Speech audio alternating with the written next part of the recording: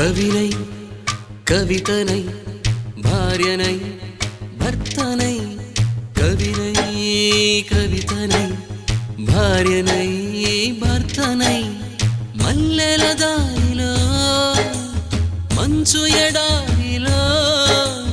మల్లెల దారిలో మంచు ఎడారిలో పన్నీటి జయగీతాల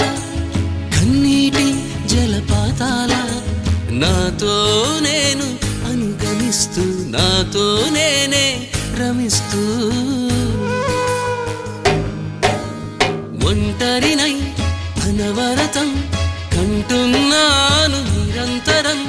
కలల్ని కథల్ని మాటల్ని పాటల్ని రంగుల్ని రంగవల్లుల్ని కావ్య కన్యల్ని ఆడపిల్లల్ని జగమంత కుటుంబం నాది